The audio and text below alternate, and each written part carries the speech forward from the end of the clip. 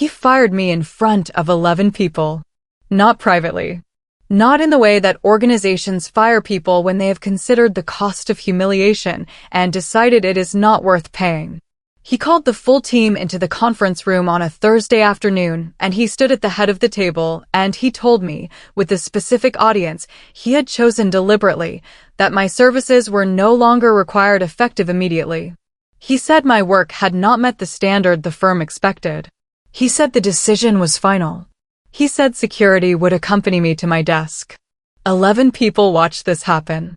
I looked at each of them once, briefly, without the performed devastation he had been counting on. And then I looked at Brennan directly, and I said thank you for the opportunity, and I walked out of the conference room with security at my shoulder and my head completely level.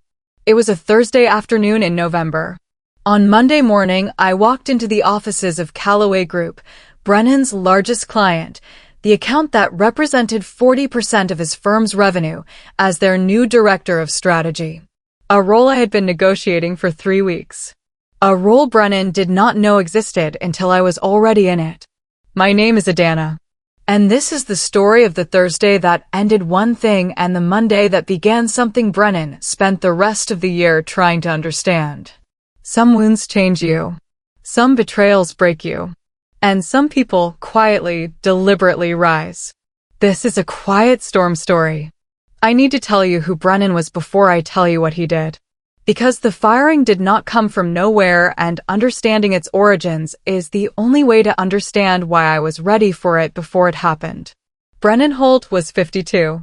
He had built a mid-sized strategy consultancy over 18 years and had done it through a combination of genuine intelligence, significant personal charisma, and the specific management style of someone who confused authority with capability. He was skilled at acquiring clients and skilled at maintaining relationships. He was less skilled at the actual work those relationships required and had spent 18 years managing that gap through the people he hired. I had been one of those people for 2 years. I was a senior strategist. I produced the analysis and the frameworks and the recommendations that his client presentations were built on. He delivered those presentations. He received the credit. He managed the client relationships from the position of someone whose confidence in the room was built on the thinking his team had done before the room. This is not an unusual arrangement. I had understood it from the beginning and had accepted it as the cost of access to the client relationships and the professional visibility that came with working at his level. What I had not accepted, and had never accepted quietly, was the escalating version of it. The version where my work was not only presented under his name, but actively attributed to his judgment in rooms I was not invited to. Where the analysis I had produced was described to clients as his strategic instinct.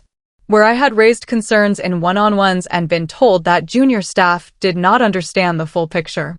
I was not junior staff. I had never been junior staff. And the full picture was something I had been assembling for 6 months before the Thursday. The Callaway Group conversation began 3 months before the Thursday. Not because I had been planning to leave. Because I had been doing work that Callaway saw. Callaway Group was Brennan's largest client, a diversified holding company with interests across several sectors that required exactly the kind of strategic analysis I had been producing for 2 years. Their CEO, a woman named Iris who had the specific quality of knowing exactly what she was looking at when she looked at it, had been in 3 presentations over the previous year that Brennan had delivered. She had sent a note to Brennan after the 3rd one. A professional courtesy note that praised the quality of the strategic thinking in the presentation. Brennan had forwarded the note to me without comment. I had read it.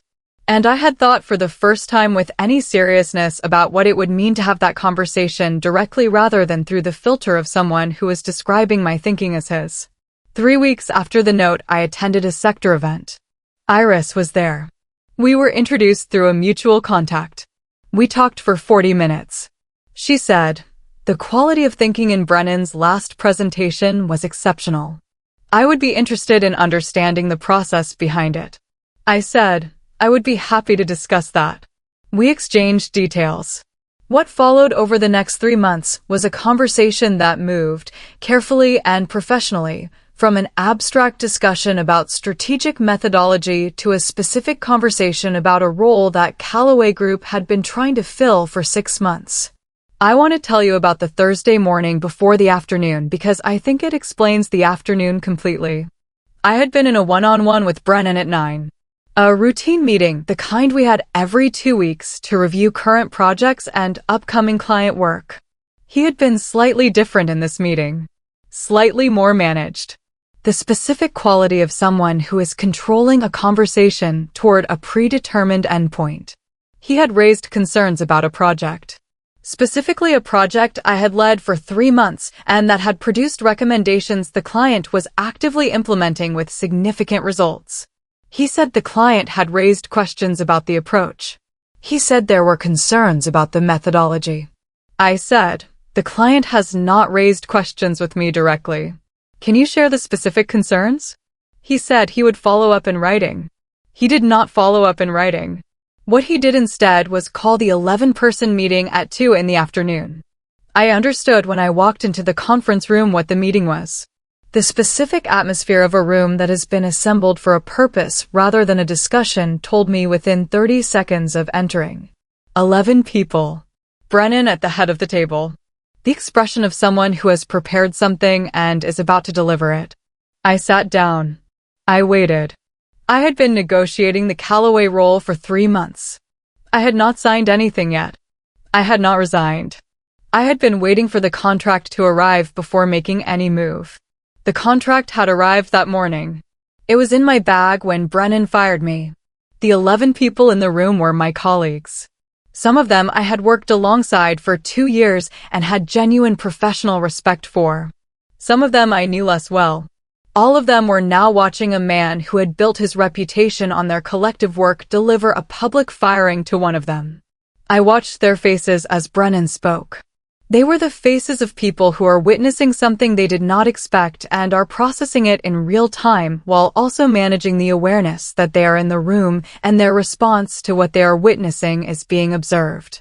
Some looked at the table. Some looked at me with the careful, sideways attention of people who want to register solidarity without making themselves a target. One, a junior analyst named Kwame, who had been on the team for 6 months, looked at Brennan with an expression I recognized as the specific discomfort of someone encountering a significant mismatch between stated values and actual behavior. Brennan said my work had not met the standard. He said the decision was final. He said security would accompany me to my desk. I did one thing before I stood up. I looked at each person in the room. Not quickly. With genuine, individual attention. Long enough for each person to register that I was looking at them specifically. That I was not performing devastation. That whatever had just happened in this room had not diminished what they knew about me from 2 years of working beside me. Then I stood up. I said, "Thank you for the opportunity, Brennan." And I walked out. If this story is hitting something real for you right now, hit subscribe. I post every day, and I do not want you to miss what comes next. Some people mistake your silence for surrender. Adanna was not silent because she had nothing to say. She was silent because she had somewhere better to be. Security walked me to my desk. A young man named Marcus, who had the specific expression of someone doing a job they find uncomfortable and have decided to do with as much dignity as the circumstances allow. He stood at a respectful distance while I cleared my personal items. He did not rush me. He did not speak unnecessarily. I took 12 minutes. My laptop had already been remotely deactivated. Brennan had clearly prepared the operational side before the conference room. My personal phone was my own and remained untouched. The items on my desk were minimal. I had always worked cleanly, without accumulation. A habit that had occasionally been described as a sign of detachment from the role, but that was actually a sign of the specific readiness of someone who has always been prepared to leave. Marcus walked me to the lift. He held the door. He said, "Take care of yourself." I said, "Thank you, Marcus." "You too." I walked out of the building. I stood on the pavement for 30 seconds. Then I took the contract from my bag. I read it one more time on the street outside Brennan's building. I took a photograph of the signature page. I sent it to Iris's office with a single line. I said, "I am ready to begin Monday." Her assistant replied in 4 minutes. She said, "We will see you then."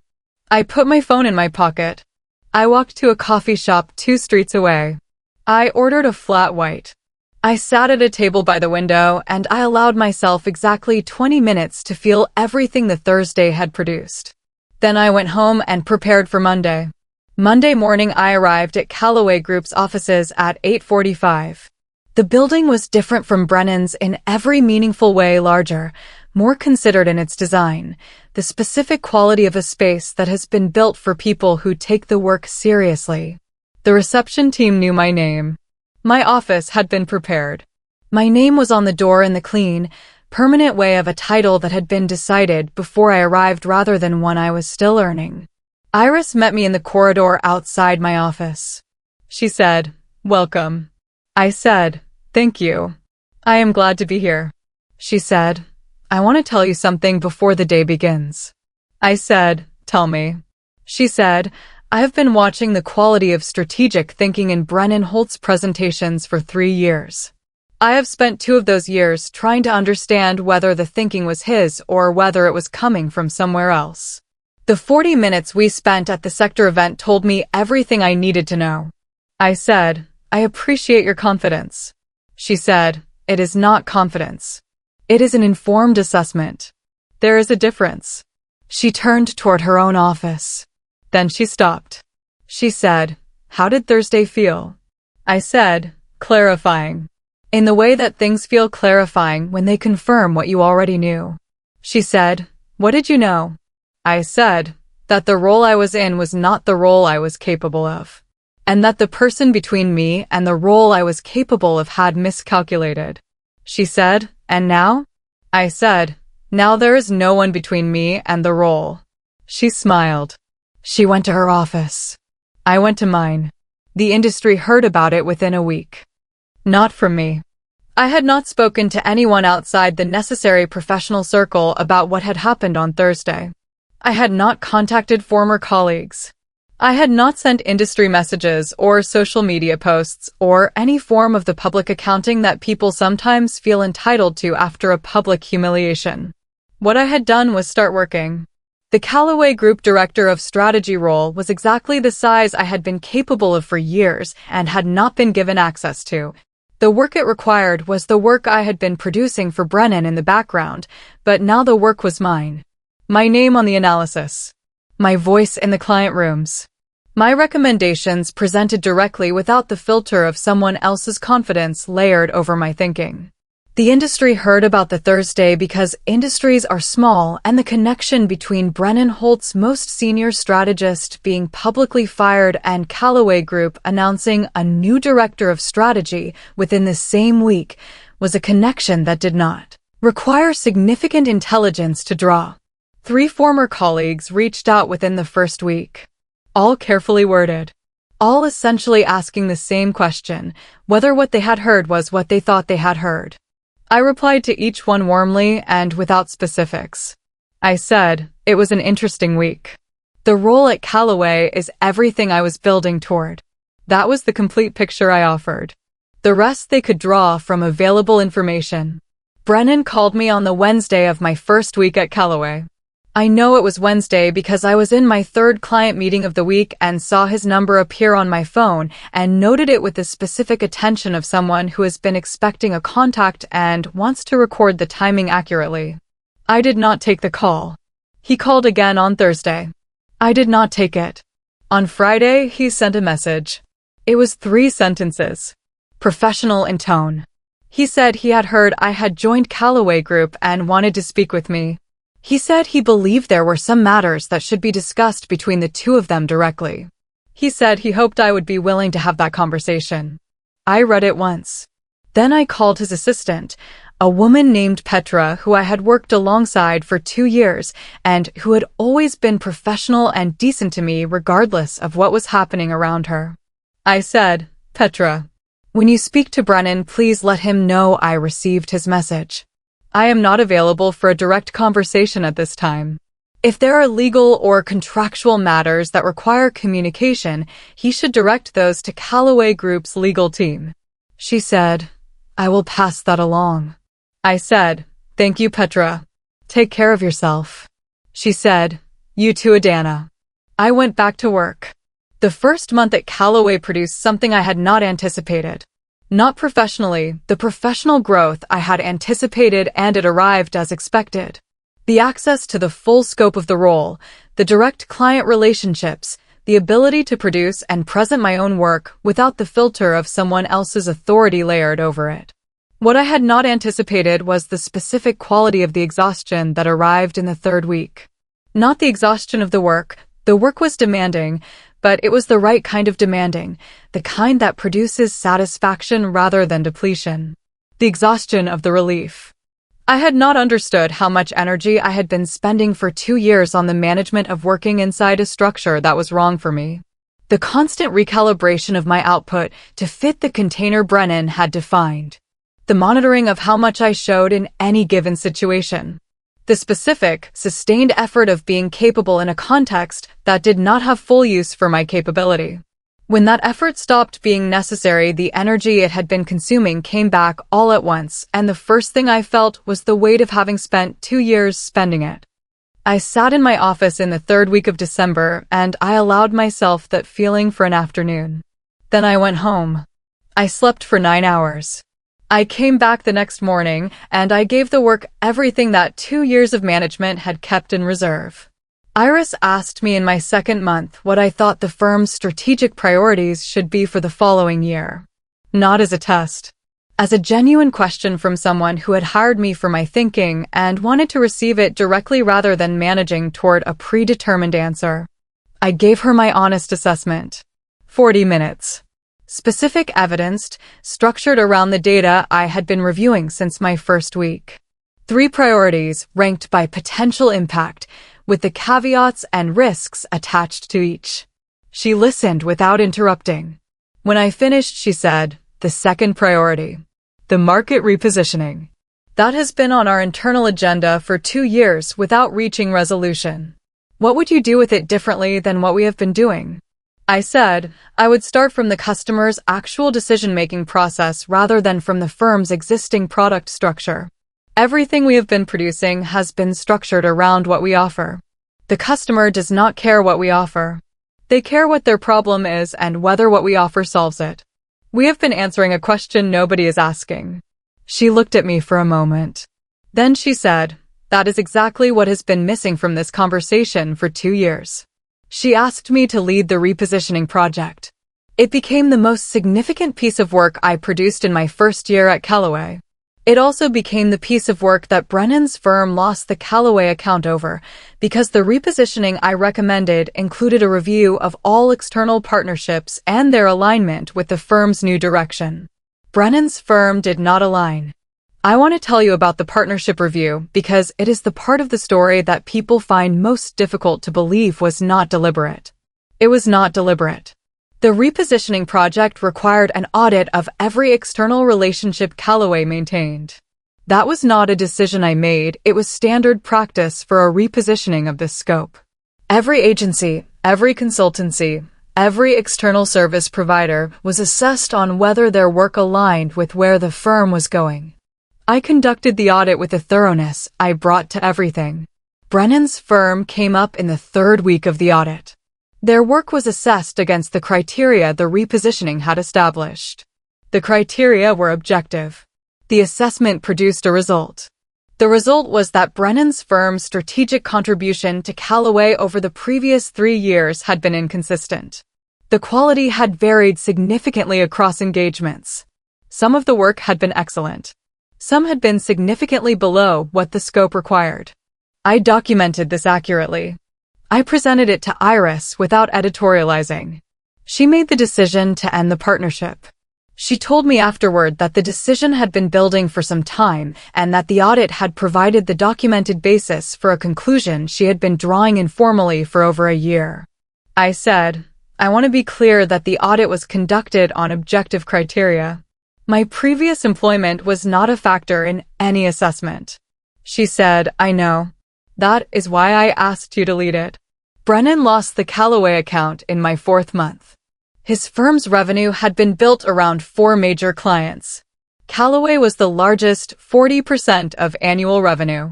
Losing it was not a mortal blow to an 18-year-old firm with an established reputation. But it was a significant one. And the manner of it, losing the account to a firm led by the person he had publicly fired 4 months earlier, was a kind of professional visibility that could not be managed into a comfortable narrative. I know how he found out because Kwame, the junior analyst from the conference room, the one who had looked at Brennan with the expression of someone encountering a mismatch between stated values and actual behavior, had left Brennan's firm in my 2nd month and had joined a firm in adjacent sector. He messaged me on a Tuesday evening. He said, "I heard about the Callaway account." I said, "Yes." He said, "I was in the room when he found out." He did not take it well. I said, "I imagine not." He said, "I want you to know something. What happened in that conference room in November? I thought about it for weeks afterward. It was the reason I started looking elsewhere." I said, "I appreciate you telling me that." He said, "The way you walked out of that room. I have thought about it more times than I can count. It was the most composed thing I had ever seen." I said, "I had been preparing for it for 3 months. Preparation helps." He said, "Did you know it was coming?" I said, "I knew something was coming. I did not know it would be that public." He said, "And the contract was already in your bag." I said, "The contract was already in my bag." He was quiet for a moment. Then he said, "I want to work for someone like you one day." I said, "Keep building your capability. That is the thing that makes it possible." My mother came to visit in my 5th month.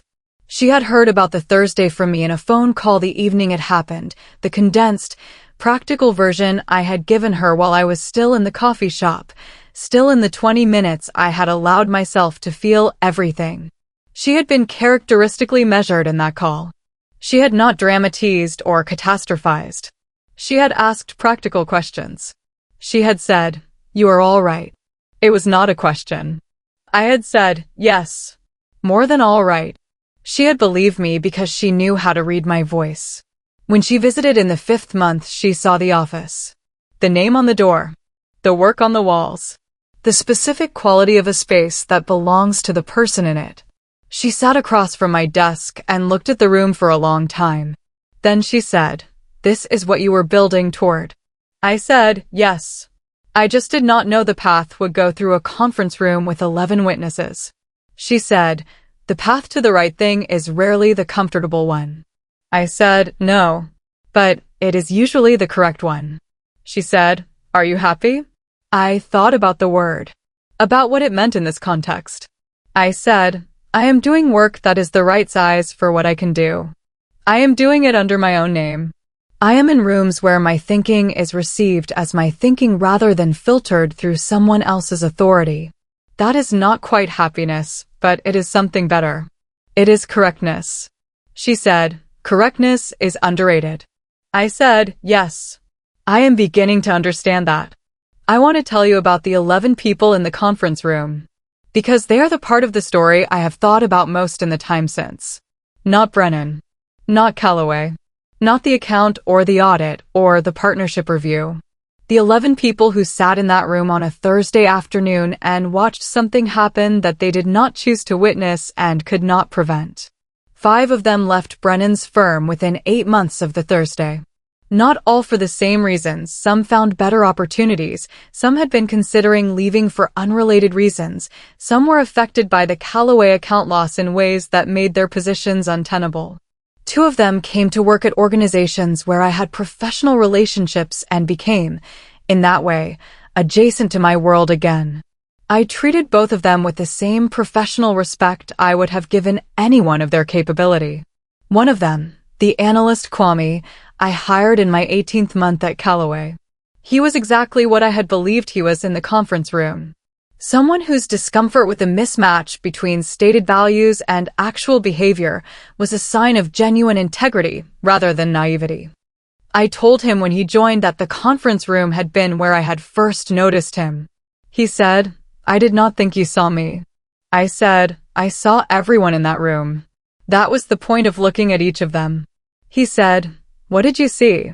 I said, I saw 11 people in a difficult position, and I wanted each of them to know that my leaving that room had nothing to do with them and everything to do with one person at the head of the table.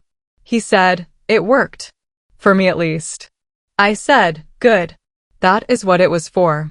The first year at Callaway closed with a performance review. Iris conducted it personally.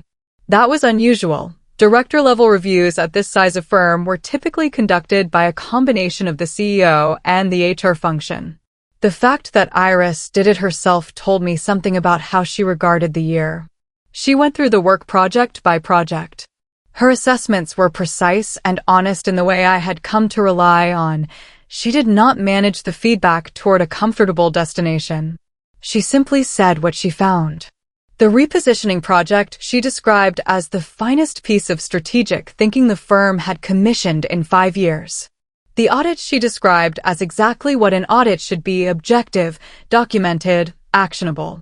The client relationships she described as better than she had anticipated at this stage of the role. Then she said, I want to discuss the year ahead. I said, tell me. She said, the board has been discussing the firm's senior leadership structure. There is a view that the strategic function should have a seat at that table rather than reporting into it. I said, that is a significant change. She said, yes. I want to know if you think you are ready for it. I said, I have been ready for it for longer than I have been in this building. She looked at me for a moment. Then she said, I thought you might say that. She offered me the board seat. I accepted before she finished the sentence. I called my closest friend Bex from the car park after the review. She answered on the second ring. She always answered on the second ring. I said, board seat. She was quiet for exactly 2 seconds. Then she made a sound I will not attempt to describe because it does not translate into words. It was the sound of someone who has been watching something build for a long time and has finally seen it arrive at exactly the right place. When she recovered, she said, tell me everything. I told her everything. The review, the assessment, the offer, the words I had said before she finished the sentence. She said, you said it before she finished? I said, I have been ready for it for longer than I have been in this building. She said, Adanna. I said, yes. She said, do you remember what you said to me the Thursday evening? I said I was more than all right. She said, you said you were more than all right and I believed you, and I have been watching you prove it for 12 months. I said, thank you for believing me. She said, thank you for being right. I sat in the car park for a few minutes after the call. I thought about the conference room. About 11 people and a man at the head of a table and security at my shoulder and a contract in my bag. I thought about the coffee shop and the flat white and the 20 minutes. I thought about Monday morning and my name on the door. I thought, this is what the Thursday was for. Not the humiliation. The humiliation was never the point. The clarity. The Thursday was clarifying in the way that things are clarifying when they confirm what you already knew and remove the last reason to stay where you were. The Thursday had confirmed what I knew. And the board seat was what happened when you acted on what you knew. Brennan's firm closed 2 years after the Thursday. Not immediately after the Callaway account. He had other clients, and he managed the loss with the resilience of someone who has been building for 18 years and understands that losing one account is not the end. But the Callaway loss had a specific quality beyond the financial impact. It had been visible. The industry had drawn the connection I had not needed to draw for them. And the connection, once drawn, had changed how certain people in that industry thought about the quality of Brennan's strategic output. 3 other clients reviewed their relationships with his firm in the year after the Callaway departure. 2 of them reduced the scope of their engagements. 1 ended the relationship. By the 2nd year, the firm was operating at a fraction of its previous capacity. He did not close it dramatically. He simply reached a point where the cost of maintaining the infrastructure could not be supported by the remaining revenue and made the practical decision that 18 years of professional pride makes very difficult and that the numbers eventually make inevitable. I know this through the professional network rather than any direct communication between us. He never contacted me again after the Friday message I had not responded to. I had not expected him to. The board seat changed the quality of my professional life in ways I had anticipated and ways I had not. I had anticipated the access. The rooms where strategy was not just produced, but decided. The conversations that shaped direction rather than responded to it. All of that arrived as expected, and I inhabited it with the specific ease of someone who has been building toward a particular size and has finally been given the container to match. What I had not anticipated was how it changed the way other people in the organization experienced me. Not because I performed the role differently from how I had performed the director role. I did not. Same work ethic, same standards, same commitment to attribution. Every piece of work produced by my team continued to carry the name of the person who produced it. What changed was the signal. When a person at board level says your work will carry your name, it sends a signal that descends through an organization differently than when a director says it. The people producing the work understood that the commitment to attribution was not a personal preference of their manager. It was a value embedded at the highest level of decision-making. The quality of the work improved. Not because they were afraid, because they were recognized. Recognition and fear produce different qualities of work. Fear produces compliance. Recognition produces commitment. I had spent 2 years working for someone who confused the two. I did not make the same confusion. My mother called me on the morning the board appointment was announced publicly. She called at 7:45. I was at my kitchen table with coffee. The announcement had gone out via the firm's communications team the previous afternoon and had appeared in 2 industry publications that morning. She said, "I saw it." I said, "Yes." She said, "The article mentions the repositioning project. It says the strategic direction it established has been one of the firm's most significant recent achievements." I said, "Yes." She said, "It has your name on it." I said, "Yes, it does." She was quiet for a moment. Then she said, "Your grandmother used to say that the work that carries your name is the only work worth doing." I said, "She was right." She said, "Yes, she usually was." Then she said, "I am proud of you."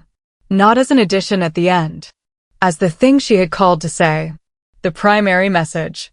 Said clearly, without qualification, without the slight management that mothers sometimes bring to pride when they are worried about producing arrogance. Just, "I am proud of you." I said, "Thank you. That means something." She said, "I know it does. That is why I said it." We talked about ordinary things for 20 minutes. Her garden. A cousin's wedding. The neighborhood. The comfortable small talk of 2 people who love each other and do not need every conversation to carry weight. Then she said goodbye. I finished my coffee. I went to work. Kwame asked me in his first month at Callaway what the conference room had taught me. We were in a project debrief, the end of a long week on a demanding piece of work. The team had performed well, and there was the specific quality in the room of people who have done something difficult together and are now sitting in the satisfied aftermath of it. He asked it directly in the way he asked everything, without preamble, with the genuine curiosity of someone who wants the real answer rather than the polished one. I said, "It taught me that public humiliation only has the power you give it." Brennan chose a public setting because he believed the audience would amplify the impact. What he had not understood was that the audience was also a group of professionals who were forming their own assessments in real time. The audience did not amplify the impact. They observed it. And what they observed was a man using an audience to compensate for a private inadequacy. Kwame said, "And you?" I said, "They observed someone who had been prepared for what was happening and who walked out of the room with their professional identity entirely intact." He said, "How were you prepared?" I said, "I had the contract in my bag. I had been building toward the alternative for 3 months. I had decided that my response to whatever happened in that room would be the response of someone who had somewhere better to be. He said, "That is the thing I have thought about most." I said, "Which thing?" He said, "That you walked out of a humiliation looking like someone who had somewhere better to be." "Because you did." I said, "Yes. That is exactly the lesson. Always have somewhere better to be. Not as an exit strategy. As a standard. The standard of someone who is always building the next thing so that no single room has the power to define them." The second year at Callaway produced work I am still proud of in the specific way that you are proud of things that required everything you had. A market entry strategy for a new sector. A client acquisition framework that the sales team described as the most useful strategic tool they had been given in a decade. A partnership evaluation methodology that became the firm's standard approach for assessing external relationships, the same kind of evaluation that had, in its first application, ended Brennan's partnership. I did not build these things to prove anything. I built them because they needed building, and building them was what I was there to do. But I will not pretend there was no satisfaction in building them well. Not satisfaction directed at Brennan. He was not a presence in my professional thinking. The satisfaction of someone who has been given the right size of container for the first time and has poured everything they have into it and found that it fills. I had been capable of all of it for longer than I had been in a room that could receive it. The Thursday had been the door. The contract in the bag had been the key. And the Monday that followed had been the first morning of the professional life I had been building toward without fully knowing it. I want to tell you about the day I drove past Brennan's old office building. Not deliberately. I was in a car going somewhere else, and the route went past the building where I had spent 2 years and where the conference room was on the 3rd floor and where security had walked me to the lift on a Thursday afternoon in November. I looked at the building as we passed. The name on the exterior had been removed. The space was being refitted for a new occupant. The specific signs of a business that has ended were visible. The blank where the signage had been, the temporary coverings on the windows, the particular quality of a building in transition between one purpose and the next. I looked at it for the few seconds it was visible from the car. Then I looked forward. Not with satisfaction. Not with the specific emotion of someone who has watched an enemy fall and is measuring their response to it. With something quieter and more complete. Completion.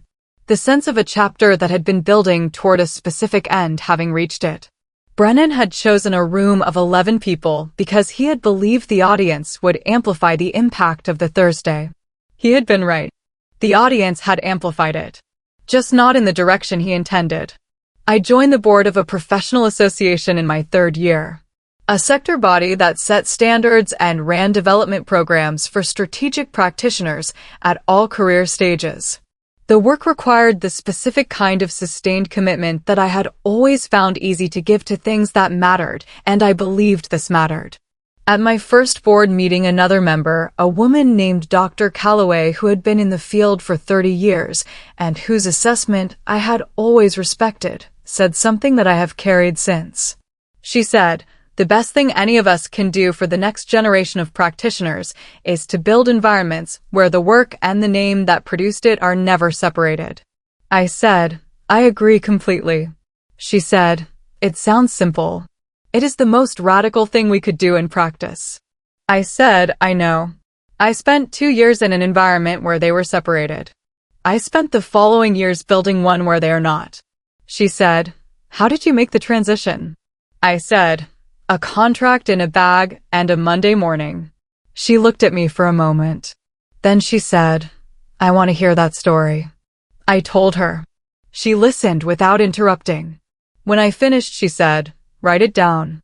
Not for publication necessarily. Just write it down. Someone needs to read it." I thought about that for a long time afterward. What would I say to the person sitting in the conference room on a Thursday afternoon watching a man at the head of a table deliver a public firing? I would say, look at each person in the room before you stand up. Not for their approval, you do not need their approval. But because what happens in that room is not only about you and Brennan. There are 11 other people forming an assessment. Make sure they are assessing something worth assessing. I would say, do not say anything other than thank you for the opportunity. Not because you do not have other things to say, but because the other things can wait and the thank you costs you nothing and tells the room precisely what you need the room to know, that whatever has just been done to you has not diminished the person they have been working alongside for 2 years. I would say, walk out with your head level. Not performed composure. Genuine composure built on genuine preparation. The contract is in the bag. The Monday is already arranged. There is nothing in this room that has the power to define you because you have already defined yourself somewhere else. And I would say, the Thursday is not the end of something. It is the door. The clarifying, necessary, uncomfortable door that removes the last reason to stay where you were. Walk through it. The Monday is waiting on the other side. My name is Adanna. My boss fired me in front of 11 people on a Thursday afternoon. On Monday morning, I walked into his biggest client as their new director of strategy. He spent the rest of the year trying to understand it. The answer was simple. Always have somewhere better to be. 11 people watched her walk out of that conference room. Not one of them knew the contract was already in her bag. That is what quiet storm is. Not revenge. Not noise. Just a woman who understood, quietly and deliberately, what it truly costs to rise. Subscribe. Because there is another storm coming tomorrow.